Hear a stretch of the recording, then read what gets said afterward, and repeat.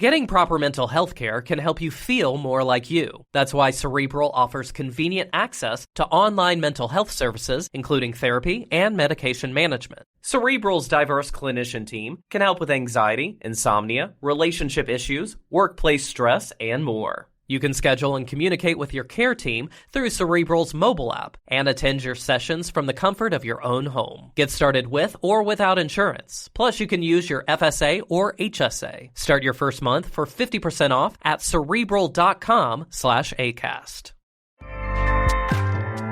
ACAST powers the world's best podcasts. Here's a show that we recommend. Hey, I'm Kim Holderness. And I'm Ben Holderness. We host the Holderness Family Podcast every Tuesday. You may know us from the silly videos that we make online. Or a book about marriage called Everybody Fights. Or as winners of season 33 of The Amazing Race. Still can't believe that happened. Listen, we do a lot of stuff, but our podcast is our most favorite thing. Yeah, because every week we get to sit down face-to-face, talk to each other about marriage, family, mental health, or just anything that we want to know more about. Sometimes we have expert interviews, sometimes it's just us, but our goal is to bring some joy and laughter into your life every week. Our other goal is that maybe you will learn something as well. Right. So search the Holderness Family Podcast and check out our most recent episodes. We have one about staying organized with creators of the Home Edit. And one about being diagnosed with ADHD as an adult. We hope you'll join us. ACAST helps creators launch, grow, and monetize their podcasts everywhere. Acast.com. Hi, I'm Dave. This is my wife, Kathy. Hello. This is the Cinemile, the podcast where we used to walk home from the movies, and now we just walk home from our own home after having watched a movie in our home. Clear premise, right? Extremely clear, award-winning premise. Yeah. So, today we're going to watch another Christmas movie, because we seem to have an abundance of them. Well, this is a movie that I think would have actually gone in the cinemas, if there were cinemas. Remind me what a cinema is? And it's The Happiest Season, which is starring Kristen Stewart, who we all know, of course, from Snow White and the Seven Dwarfs. And from Twilight. She's not an actress I've seen in a long time, actually. Anyway, she's the star of this Christmas movie, and I don't know much about it. I know the vague plot of it. Do you know, Dave? I know nothing. What is this? Why am I here? What? I literally never heard of this movie before. I didn't even know Kristen Stewart was in it till you just said it. You said, let's watch this. Well, because movie. It's an actual big release that people are talking about. Okay. It's got a really bad title. Yeah, never heard of it. Loads of people have been talking about it. It's got a bad title. Happiest Season is possibly one of the worst movie titles I've ever heard. As we were leaving the house to record this, we kept going, wait, what's the name again? But we haven't watched the movie yet. Maybe at the end it's like they all say something like, and it was the happiest season, and it'll slot perfectly into the theme of everything we've watched. It may slot into... We'll go, oh! It may slot into the theme, but it's not a memorable name. Kathy, maybe the happiest season was inside us all along. Maybe. Anyway, I'm excited to watch a new movie, frankly. That's how low our bar is. Hey, I'll watch a new movie. Do you have any new movies? I won't tell you the plot then if you don't know it. We will be back in a brief few moments for you lot, but probably tomorrow for us when we talk about. Well, what do you want to say? Like, you don't know anything about it. You don't want me to tell you the plot, and you've never heard of it before. Let's just hang out for a while. How are you? How have you been? We never talk anymore on the podcast. Have you been? Thousands and thousands of people. How's 2020 been for you? Yeah, it's been tough. Thanks for asking. I hate when people say that now. There's a new thing now when you meet someone you haven't seen in a while, and someone asks you. You meet people? Do you mean on Zoom? Over the internet or whatever. And they're like, oh my God, how's your lockdown been? And I'm like, I don't want to. Well, it used to be fine because it was like the course of a few weeks, and you could kind of speak to them. Whereas now it's like, what, the last 9 months of my life? Yeah, how have your last 9 months of your life been? They've been truly the most magnificent months of my life. Okay, let's go and experience this most happiest of season together. I can't wait. Let's do it. We do have our Christmas trio, so I'm genuinely into watching a festive movie. Yeah, me too. Yeah. All right, come on, let's do it. I'm so excited. I can't believe I'm finally going to meet everyone. There's something that we should talk about. Hi! I didn't tell my parents I'm gay. So who do they think I am? This is Harper's orphan friend, Abby. Yes, of course. They're there. You're so brave. Oh, you don't need to be. I cannot believe I've got all my daughters under one roof. So her parents believe their straight daughter brought home her lesbian friend for Christmas? Not exactly. They also think that I'm straight. Have they ever met a lesbian? This is why I avoid Christmas. It brings out the worst in everything. I've always skated circles around you. I love it when they do this. You're such a cheater! Makes it so fun. No! Just be yourself. But don't lie. You're a very bad liar. Riley! Harper. This is Abby. Abby is my orphan roommate. I am an orphan, but we live together as friends. Like acquaintances. Oh, please don't. Yeah. I can relate to being in love with somebody that is too afraid to show the world who they are. What are you doing in the closet? I'm here to rescue you. Are you the ex-boyfriend? Yes, I am very sexually attracted to her. A female. I nailed that, and she is fabulous.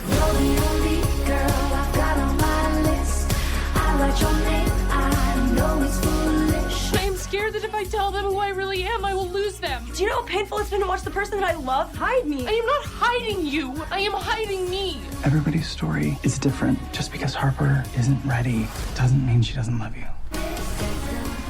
Hi, we're back. We watched the movie called wait, what? What's it called? It's called Happiest Season. Happiest Season.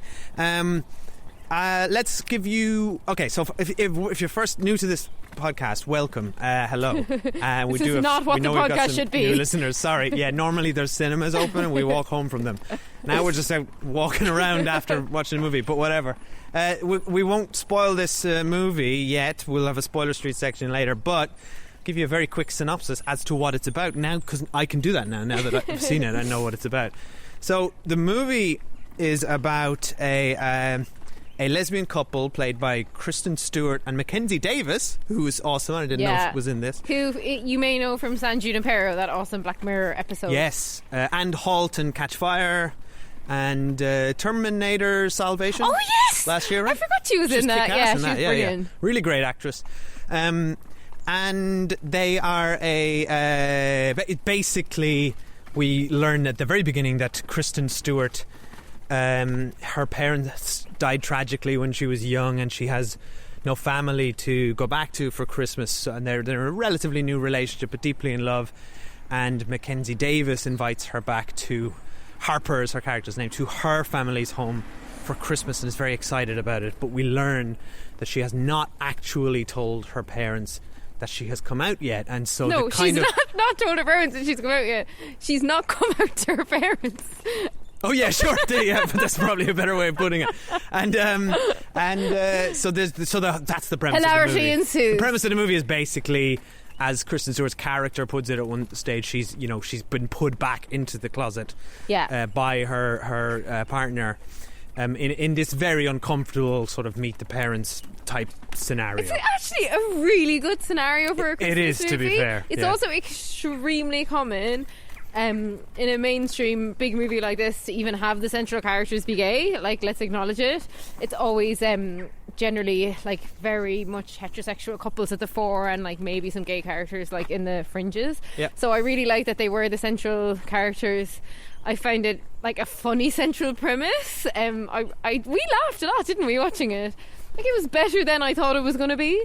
Yeah, I thought it was really good. Yeah, because I thought this was a really good movie. There's a lot of Christmas movies that I've watched over the years. Like, I often watch, like on Netflix or Lifetime movies or whatever, I'll watch a couple of made-for-TV Christmas movies a year that are some family situation. They always involve something to do with people going home to their parents and some secret coming out, whatever it may be. Yeah. And this is like up there as one of the best ones I've seen of that genre, that you might call it. It's got familiar. It's kind of a familiar setting in a way with like twists. So yeah, we've never kind of seen this with a central gay couple and a really good character, like cast. Like the other guy, the guy that was brilliant in it is the son from Schitt's Creek. Dan Levy. He's so funny.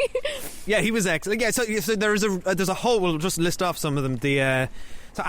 He's very good as the friend. The parents are Mary Steenburgen, who's awesome. I haven't seen her in ages. Yeah, same. And Victor Garber is the guy's name, who's a very common sort of character. He's the captain from Titanic. Let's call it spade. Yeah, captain from Titanic. It's like, it's the captain from Titanic, the guy who didn't have enough lifeboats. And Jennifer Garner's. Yeah, you're still holding him accountable for that. 100% holding him accountable for that, and I will never forgive him. Jack died because of you, Victor Garber.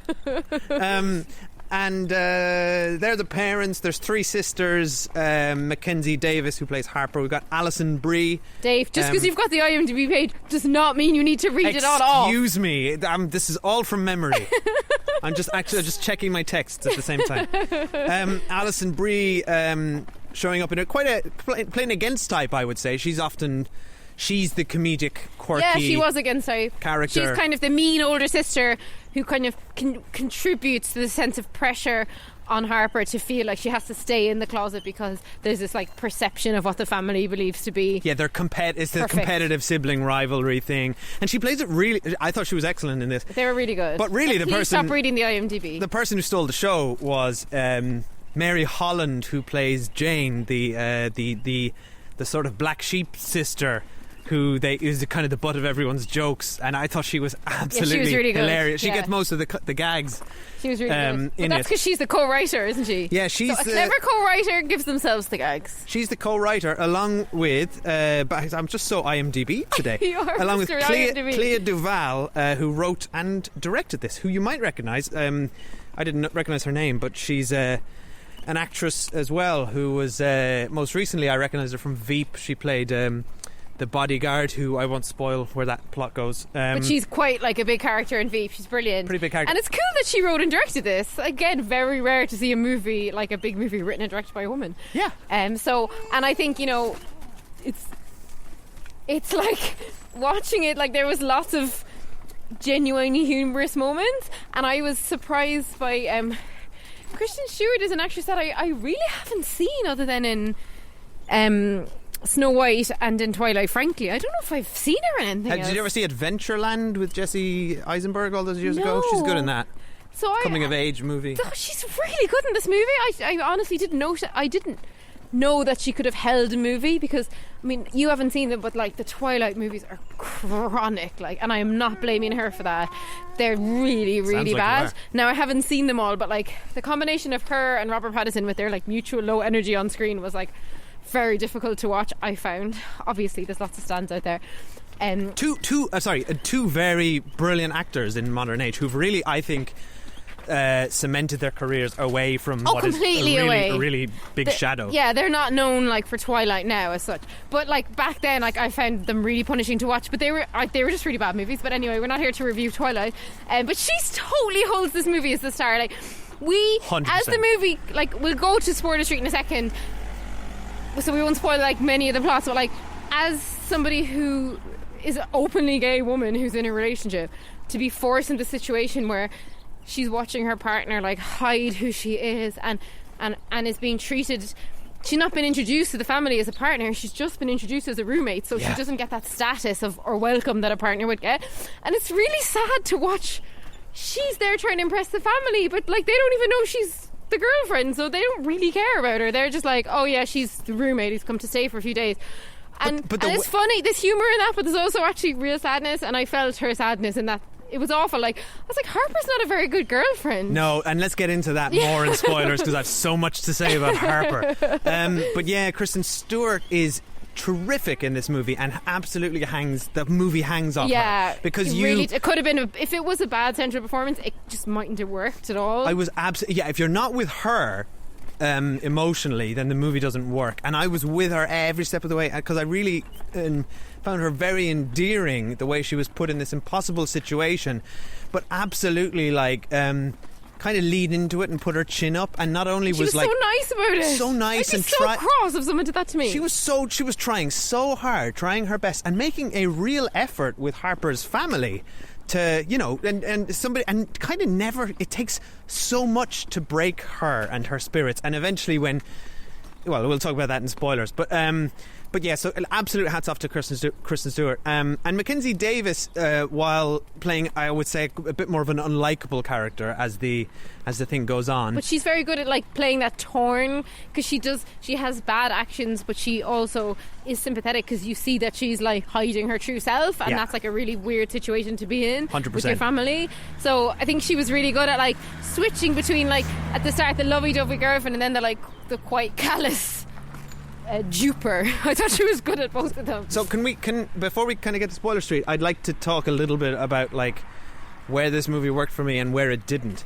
And I think to what the points we were just describing, I think this feels like when this movie's working, it's when it's focusing on character and performance. It feels like a really strong script brought to life with very good performances. I believed all these people as characters, and I believed the tensions of their relationship. So it's like big tick on that front. Where it didn't really gel with me, or where the tone felt a bit jarring, was when it was doing the comedy, the madcap sort of incidental situational comedy, the sitcom stuff. So when some of the physical stuff didn't really work, did it? When it becomes Meet the Parents, right? Because it kind of wants to be that madcap, high energy, crazy situations. And I won't. Let's talk about some of them in Spoiler Street, but it doesn't quite land those very well, and it doesn't gel with the quite emotionally complex sort of situation that's being dealt with. It suddenly to mix feels like slapstick silly. And emotion is hard, and they don't pull it off. It doesn't quite work for me. But there is good comedy to be found here, and that's in the character stuff. And I kind of wish the movie had just left it there without going into sort of oh my god, crazy American Pie stuff. We did have a laugh though with some of the physical comedy. I did actually laugh at as well though. Yeah, we got a good few laughs out of it, more than I was expecting. It's a zippy hour and a half. I loved sitting down in front of the Christmas tree watching it. It's a genuinely good Christmas movie. I gotta say, it's one of the few movies I've seen recently where I was like, I want this to be 20 minutes longer. Yeah, I could have spent more time with them. more time with these characters. I think it's really strong, and I think totally recommend it. We rented it online, so you can rent it wherever you rent your movies. Let's go to Spoiler Street. Right, spoilers now for the most forgettable movie title. What is it called? Happiest Season. Okay, now that we have seen it, your suspicions were correct. That's a terrible title. Dave, it's still a terrible title if it's completely unmemorable, regardless of whether this is true. I mean, it kind of ties in with the movie in the end that they have a happy Christmas. Well, it's a bad sign when we're both saying here we really like this movie, we want to recommend it, but we are unable to recommend it because I cannot tell you what the title of it is. But yeah, as the movie progressed, we kept being like, oh my god, Mackenzie Phillips. Can't remember Mackenzie Harper. Davis. Sorry, Harper is an awful girlfriend. I felt so sorry because most of us have been in that situation where you're dating someone or you're in love with someone or whatever it is, and you go to meet their family and you really want to make a good impression. I remember the first time I met Dave's family, I really want to make a good impression, and to have just been oh, this is my roommate, and then basically made sleep in a basement. And then, there was kind of this running gag that I didn't quite get and didn't think was very funny, where they kept calling her an orphan. I personally found that a bit strange. That was kind of like the parents who oh, it's her orphan friend. I thought that was quite funny. It was weird. She was like, no, my parents actually died when I was 19. And she's a 30-something-year-old woman. I enjoyed that they made all these assumptions about her, and they almost wrote their own tragic backstory for her. And I did she was this source of sympathy and pity for them. I thought it was a good plot that the dad was running for mayor, and that's why Harper was like, oh, I can't come out because my dad's running for mayor, and there's all this stress in the family, and because I think they did need to give us a bit more of a reason, because it transpired she had lied to Kristen Stewart about, she had told her in the summer that she'd come out to her parents, and now that's the first sign of problems in this relationship, when they're on the way there, and she's you're not comfortable telling your family for whatever your personal reasons are. But communicate that to your partner. Then don't tell your partner that you did, and then don't 6 months later when you're driving back for Christmas be like, oh, by the way, they don't know I'm gay and they think you're my flatmate. Bye. But it's actually telling of Harper as a character, and she's deep. We don't get a lot from Harper's perspective, which is why I kind of hated her for 3/4 of this movie, because she's essentially is just a liar, and she's lying to everybody she loves around her. The only way they humanised Harper, which was interesting, was actually through God, what's his name again? The guy from Schitt's Creek. Dan Levy. They actually humanised her only through his words when he said to Kristen Stewart, how did your parents react when you came out? And she said, my parents were really supportive. And he said, well, my dad kicked me out of the house and didn't speak to me for 10 years. So there's my story and there's your story and there's everything in between, and you can't judge her for how she wants to come out. And it's like, that's a lovely bit of writing. writing. Yeah, it was a lovely bit of writing. I totally got it. It was totally fair enough. My issue with Harper is that she's lying to her girlfriend and bringing her to the house under false circumstances. Because if she'd been upfront about it, Harper probably, the girlfriend, Kristen Stewart, probably would have said, do you know what, that's cool, but like, I'm not going to come home with you for Christmas, because that sounds horrific. Exactly. And do you know what? But you know what? That's only issue 1 with Harper. That's not the issue.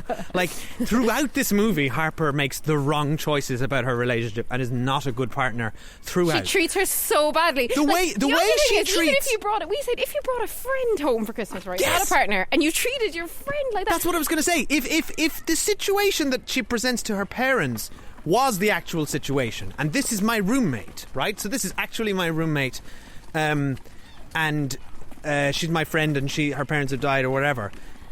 She still treated that person badly. Like, I would have treated my roommate much better than the way she treats her actual love of her life. She leaves her, like, at home alone while she goes out, like, drinking with her friends. Yeah. She, like, basically ignores her. She basically is like, oh, I'm gonna go to this party, but I'm gonna leave you standing on your own in the corner of the party all night while I go off with my parents. It's like, what? That's terrible. And you need to make sure that the love of your life is kind of, or even your casual acquaintance is having like a good time. If I vaguely know someone at a party, right, and I can see that they're standing on their own, go talk. I have to go talk. Like, I am compelled. I cannot watch someone standing on their own. So to do that to your roommate, never mind your girlfriend, is like, I felt so awful for her. And I think that's where Kristen Stewart was so good in this role, because she plays uncomfortable awkwardness extremely well. And like, she's an really absolute someone hero. She was like trying to be engaging and like talk to people, but like she was just dying, and you could see that she was like, get me out of here. So yeah, really enjoyed all those relationship dynamics. And like, when at the end it was like, I wanted them not to get together. Like, I wanted Kristen Stewart to be like, look, same. I don't care about you coming out or not to your parents, but it's how you treated me.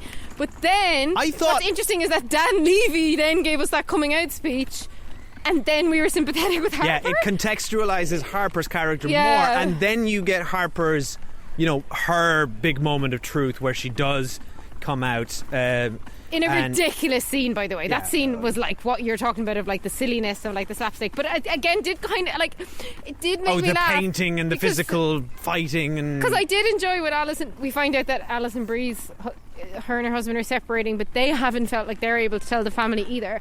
And then you realise it's not at all that the parents are homophobic. It's like, it's that the kids truly think they can't tell their parents anything, because the parents are like basically like really extreme, like perfectionist, like all about their image, which we do see throughout the movie, because the mom in a funny sequence is always trying to take pictures on like the iPad to put on the Instagram, which is like such a mom thing.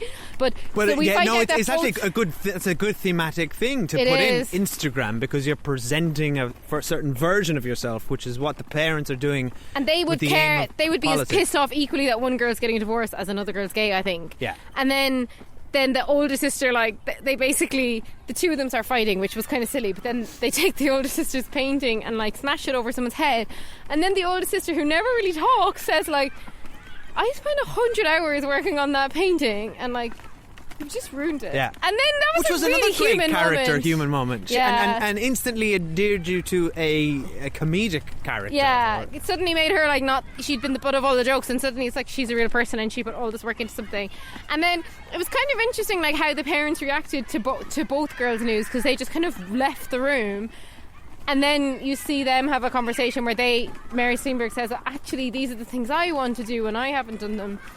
And then the only kind of real homophobia we see in the movie then is the dad does get a phone call from like the donor, or whoever that person is, I didn't really understand, who would have helped him become mayor, and that person says, is Harper gay? Because if she is, I'd like her to adopt a don't ask, don't tell policy. But what was interesting to me, I agree with you, there's no real interestingly, there is no homophobia in the parents, right? It's more that they didn't even realise the effect they were having on their children, in which they can't be authentic. They can't be authentic or and presenting really a perfect outward impression. Their daughter Alison Brie like gives up her job to do a different job, and they're literally like horrible about the fact that she's had a career change and completely dismissive. And hilariously, she's like, Gwyneth Paltrow wrote about my gift baskets in Goop, and I can't make enough, like they're flying off the shelves. And the parents are like, whatever. But you were a lawyer.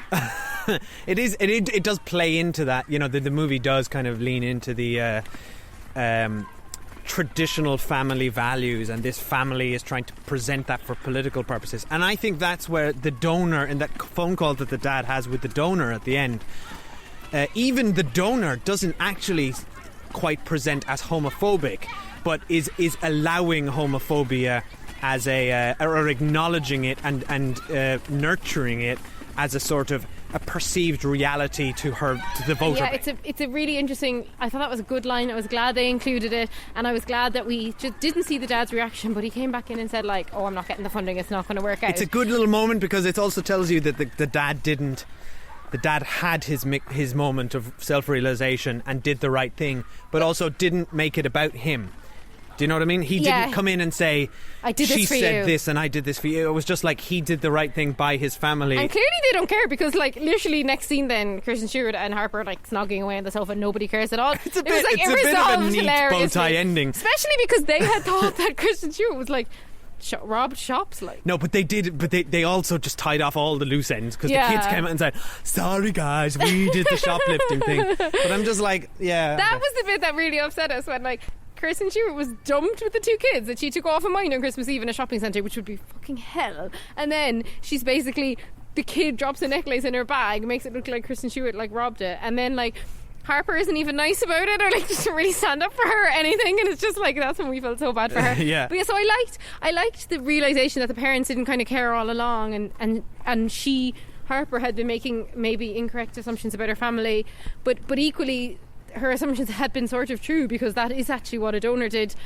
And it was almost like it took this big dramatic moment from both kids combined to like make the parents wake up to their own behaviour. The backdrop was interesting, this backdrop of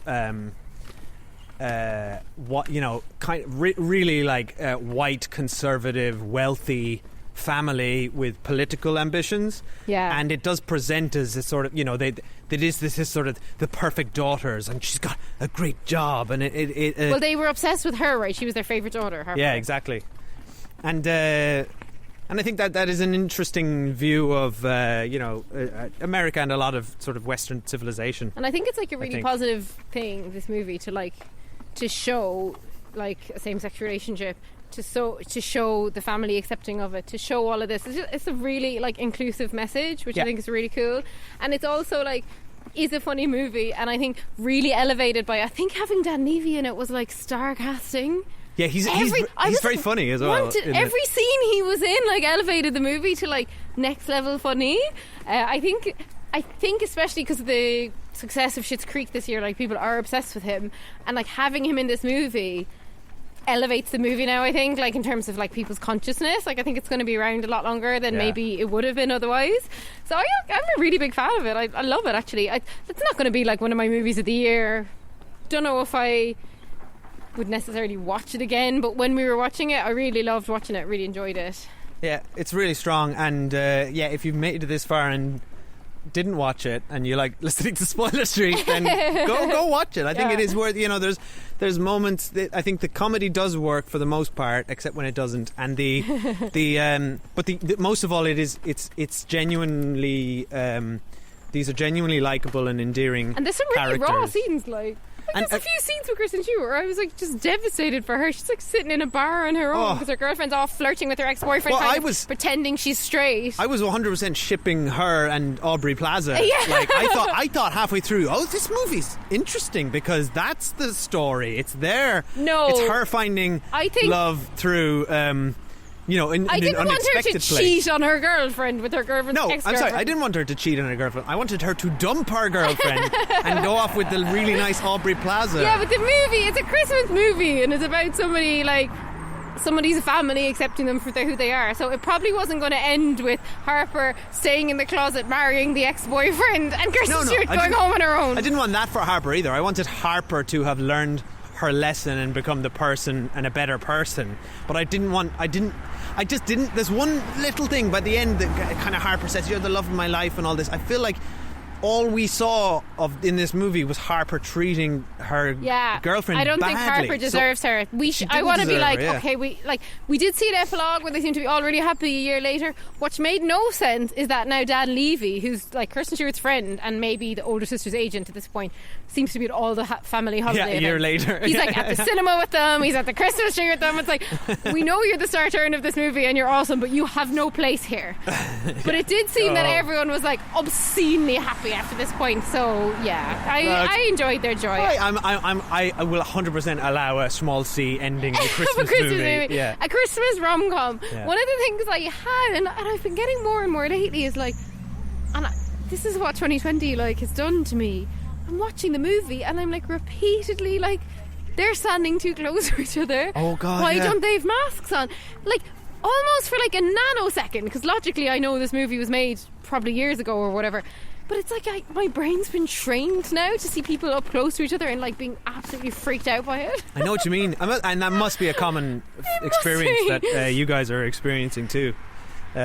It's weird. I kept having it and I was like, Kathy, come on, but it's almost like I've been trained. What's going to be weirder is when we get all the whatever movies have been made this year, or TV shows, when they start all coming out next year and they acknowledge this. Do you know what I mean? So you've got characters. In Grey's it's COVID now. Oh really? Grey's Anatomy, I've not watched it yet, but I know Coronation Street, is that have all caught up? I think though, if you've made your movie or your TV show in a bubble, particularly if it's like a standalone movie, you could just ignore it all.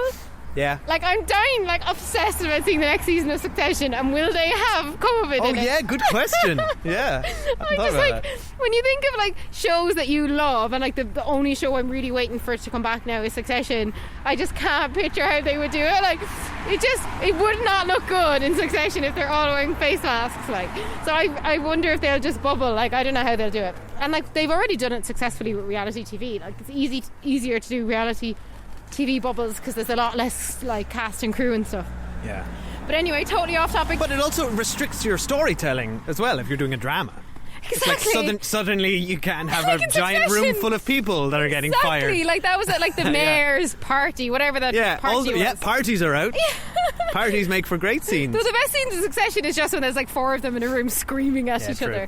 So that could be the whole season. Anyway, thank you everyone for listening. If you haven't already done so, please subscribe and rate us over on Apple Podcasts or wherever you listen to podcasts. Follow us on social media. We're on Twitter, Facebook and Instagram.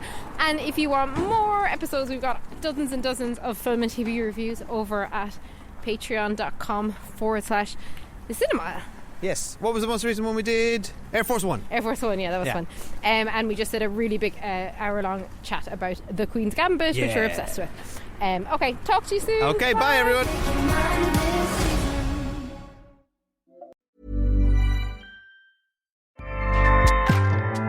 Acast powers the world's best podcasts. Here's a show that we recommend. What do you do when no one else is watching? What do you do that makes you happy for no reason at all? What are you obsessed with? I'm Leslie Arfin, and I'm a writer, but I'm also a dancer, a painter, a vapor, a dollhouse enthusiast, and basically just an overall hobbyist. My podcast, Filling the Void, is all about what other people are fanatically into. We talk about hobbies, even if you don't have one. Listen to Filling the Void on Tuesdays on the Arios Network and subscribe wherever you get your podcasts. Acast helps creators launch, grow, and monetize their podcasts everywhere. Acast.com.